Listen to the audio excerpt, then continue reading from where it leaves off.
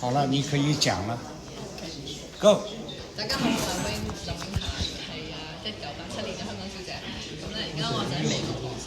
咁啊，今日咧就港澳咧就開咗一個記者招待會，咁呼籲大家咧，因為香港嘅火災災情非常之嚴重啦。咁我哋美國嘅華人咧都非常之關心嘅。咁啊，希望大家咧有錢出錢，有力出力，就幫好多啲災難者啦，去渡過呢個難關。咁我咧就亦都同香港嗰邊聯絡咗，咁啊佢哋需要好多嘅支持同幫助，精神上啦，身體啦都要力行嘅。咁我知道好多朋友已經做咗好多關於佢哋幫手嘅工作㗎啦，有好多義工啦，同埋好多有心人士都捐咗好多物資啦。咁我哋而家美國咧都籌咗好多錢，咁啊希望可以得到咧send 到香港有需要嘅人士，可以佢哋直接咧幫到佢哋。咁所以咧大家都要多啲關心身邊嘅朋友同埋嘅火災。咁咧希望咧大家都有一個好好嘅聖誕啦，同埋新年。咁希望大家都要出錢出力。